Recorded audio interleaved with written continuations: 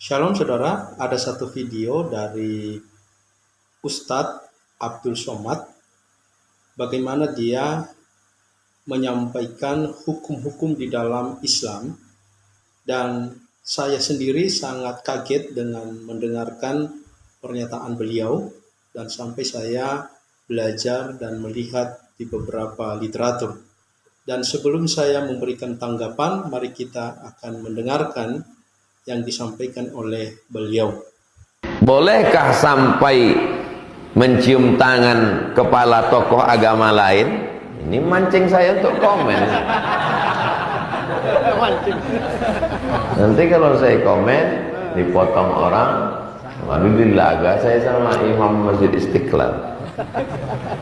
Khamar, zina, narkoba, judi, khamar, mengatakan Allah punya anak. Mana yang paling besar dosa? Mana yang paling besar dosa? Patutlah antum respect, karena antum tak tahu. Zina, judi, khamar, narkoba, mengatakan Allah punya anak. Mengatakan Allah punya anak. Kalau ada pezina, pejudi, peminum khamar, sanggup antum cium tangannya, antum cium kepalanya? Berjumpa antum sama 5 orang, pejudi, pezina, narkoba, pelakor, sama orang mengatakan Allah punya anak. Yang 4 ini sanggup tak antum mencium orang? Tidak kan? Apalagi ini? Hah? Paham? Jelas? Saudara yang terkasih, di dalam video tadi itu UAS jelas mengatakan bahwa dalam hukum Islam ada hal yang tidak dapat dilakukan jika hal itu bersinggungan dengan non-Islam atau agama lain. Jadi ada beberapa contoh tadi dia memberikan kepada kita pemahaman bahwa hukum untuk mencium tangan agama lain itu tidak boleh atau haram.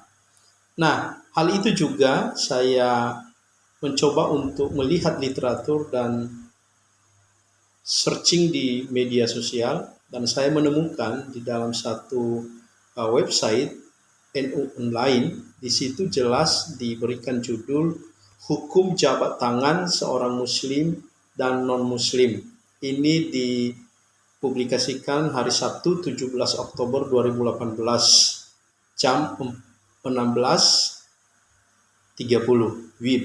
Dan di situ dikatakan ada sebuah pertanyaan dan dijawab melalui tanggapan, dan jawabannya di situ dikatakan, pananya yang budiman, semoga dirahmati Allah SWT.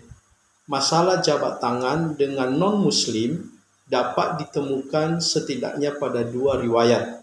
Dalam riwayat Al-Tabarani, Rasulullah SAW melarang sahabatnya berjabat tangan dengan Yahudi dan Nasrani. Ternyata di dalam Islam itu adanya suatu pembatasan ya kepada umat non-muslim untuk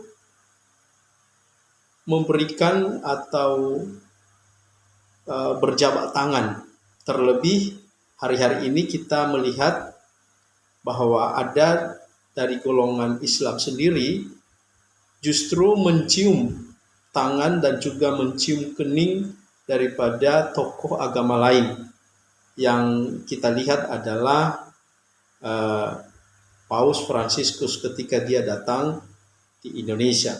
Dan tentunya ini akan menjadi sebuah hal yang mengagetkan kita. Karena kenapa? Karena dengan demikian kita justru tidak bisa secara leluasa untuk mengekspresikan bagaimana berkehidupan bernegara kita di Indonesia ini, karena sangat-sangat jelas bahwa budaya kita di Indonesia ini berjabat tangan itu adalah sesuatu hal yang sangat-sangat diharuskan, apalagi ketika kita bertemu dengan orang lain.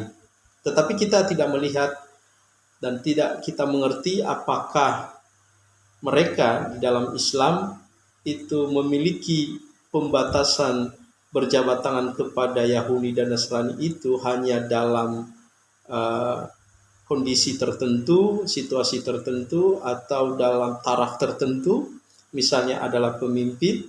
Kita tidak bisa memahami sampai di situ. Tetapi jelas bahwa yang disampaikan oleh UAS tadi tentu itu tidak berbicara tentang orang Kristen, karena yang dia memberikan perbandingan di situ adalah terkait dengan orang-orang yang mempercayai bahwa Tuhan itu punya anak. Tentu itu bukan Kristen karena tidak memahami dalam hal doktrin bahwa Kristen itu memiliki anak dalam pengertian secara jasmani.